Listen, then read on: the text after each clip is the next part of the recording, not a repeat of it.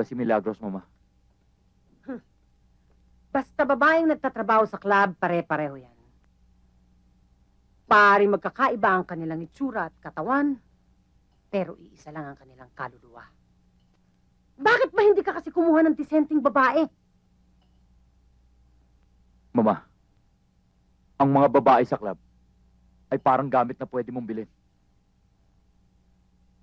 I-dispatch siya kapag tapos mo nang gamitin. Pero iba nararamdaman ko ngayon. Mahal ko siya eh. At papatay ako ng tao. Bakit ka pumunta dito? Baka makita tayo ni Emil. Hindi na ako makatiis, Marisa. Umalis na tayo. Tumakas na tayo. Iwanan mo na ang asawa. Natatakot ako, Alfred. Huwag kang matakot. Sagot kita. Papatayin ko siya. Magkasama lang tayo. Sukto lang patayin ko kayo. Hindi kayo makakalabas ng buhay dito sa bakurang ko. Dahil ibabaong ko kayo dito.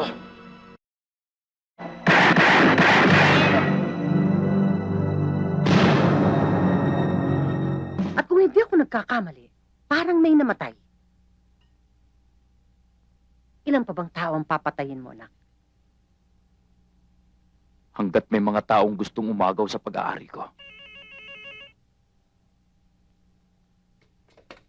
Hello? Magkano naman ang kikitain namin dyan? 5 milyon. Kasado. Hintayin mo si Emil, pupunta siya dyan mamaya. Pag-usapan niyo mga detalye. Ngayon naman, mabalik tayo dito sa babaeng sinasabi mo. Yan naman kayang lalaki ang nagdaan sa buhay ng babaeng yan. Isa. Pero matagal na yun. Hindi na sila nagkita magmula nun. Kailan naman yung noon? Mga 1 taon. Gusto ko siya. At iuwi ko siya rito. Babantayan ko siya para sa'yo. At kapag nagkamali siya, hindi mo na siya kailangan patayin. Ako na ang papatay sa kanya. Ayoko nang madagdagan pa ang mga nakalibing sa bakuran natin. Sino mag-aakalan sa itsura ninyong yan? Ay, mga kriminal pala kayo! Alam niyo bang kayang-kaya ko kayong ipapatay ngayon? Nag-iisa kong anak si Jake. Siya lamang inaasahan kong gabay sa aking pagtanda. Pero sa isang iglap, wala na siya. Wala na siya! Pinatay niyo!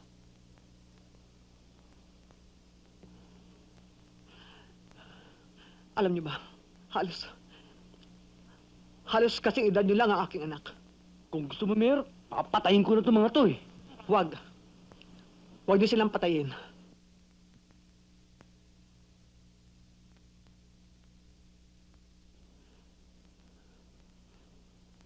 Kayo, isinusumpa ko na mabuhay kayo ng matagal na matagal. Matutong umibig. Magkasawa. Magkaanak. At kapag kasing edad niyo na, ang inyong magiging anak,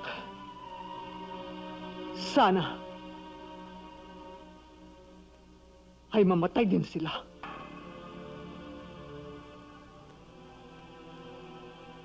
Nang sa gayon, maramdaman ninyo ang pait at sakit na nararamdaman ko ngayon.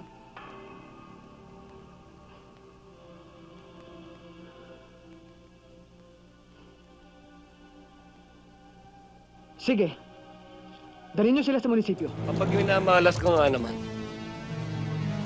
ikaw ba nakatagpo ko ngayong gabi? Hoy! Ako nga itong napakamalas eh. Sa dinabi-dami ng taxi dito sa Maynila, dito pa ako sa taxi mo napasakay. Bago mo nga pala makalimutan, no? Yung Yung bayad mo sa akin sa 4 na araw na pagpipintura ko sa bahay mo. Nasaan na yun? Hoy! Wala akong dapat na bayaran sa'yo. Dapat nga ikaw pa magbayad sa akin sa dami ng sinira mo sa bahay ko. Ayun. Di ba ako babayaran? Hindi. Ah, ganun ha? Hoy! Ano ba?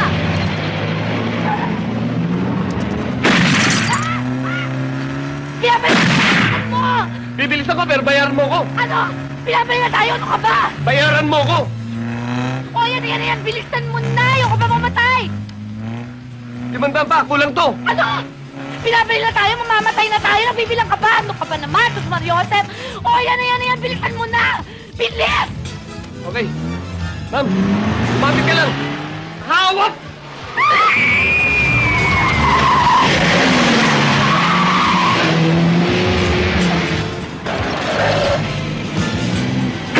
Membro ka ba ng sindikato? Bakit nahabol ka nila? Ano? Tataka pa ng dibakta! Bilis na! Binabaril na tayo! Ano ba? Ano yun naman? Pipipigil ko! Ano? Bigat! Ay! Ano ba? Papagya!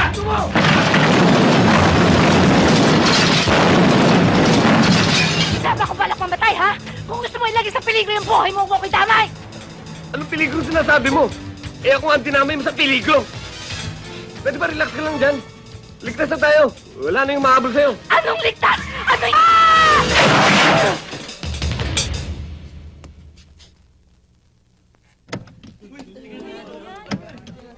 Ma'am?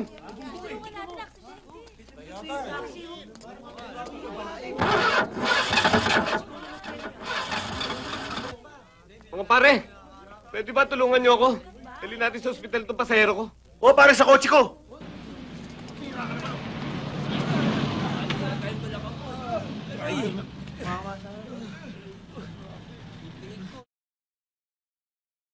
Kaso na punta yung taxi? Doon, Dali, sakay! pag diretso ng ganyan, sumalpok yung...